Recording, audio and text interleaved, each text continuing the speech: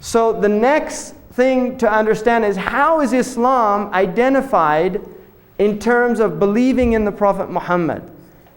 How is Islam? How is a Muslim, not as somebody in submission to God, but as somebody following the teaching of Islam as a word that describes a religion of about 1/5 of the world's population?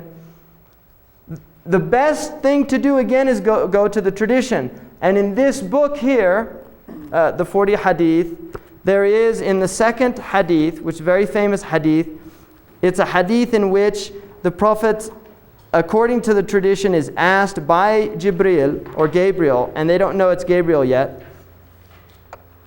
And he asked them, it's the second hadith, page 28. He asks him, tell me about Islam. Akhbirni an al-Islam. And the Messenger of Allah, peace and blessings of Allah be upon him, said, Islam is to testify that there is no God but Allah and Muhammad is his messenger. So the first one is what's called Shahadah. The second, he says, and that you perform prayers. So what's called Salah. The third, Zakat. The fourth, fasting. And the fifth, Hajj. So this is how Islam is defined by the Prophet Muhammad in this hadith. And that therefore would be the best description in terms of a normative understanding of the tradition. The first one, again, I don't want to go into it, but I will briefly mention. The word Shahadah means witnessing. And it usually means witnessing with the eye. Ashhadu means I witnessed, I saw with my eye. It also means a testimony. In other words, a person can bear witness. And it's interesting because in Islam, you have to have eyewitnesses. Right? You can't have a testimony that's not an eyewitness. In any of the had punishments, you have to have somebody who saw the act, who saw the person stealing. It can't be, there's not circumstantial evidence is really hard to hold up in traditional Islamic courts. So the idea of Shahada is something that a person sees for themselves, that there is no God but Allah. That is something, from the Muslim point of view, it is something that they witness and see for themselves, and that Muhammad is his messenger. It's something that they witness, that they believe based on witnessing.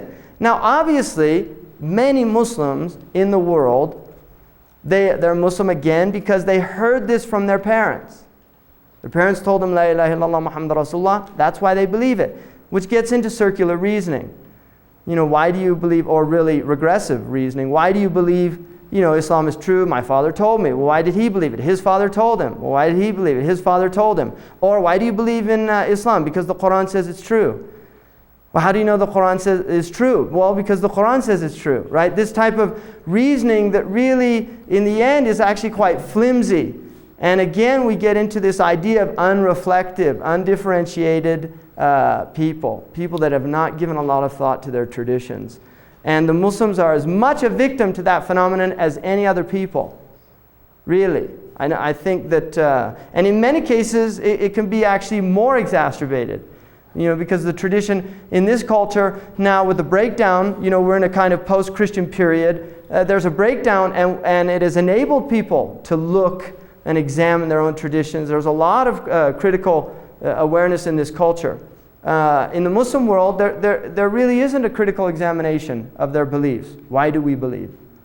You know, very few people will, and I think it's actually very difficult in a lot of Muslim countries for people to do that. But I think a belief that's not rooted in self-examination is ultimately very limiting. Abu Ala al-Ma'arri, who's kind of considered a heretic in the Muslim tradition, that was one of his things about religion. He just felt religion was just something that was people just didn't reflect on it at all. Now, if we look then, I don't want to cover this, but I want to go to this because I'm going to do this in detail on the section on Iman.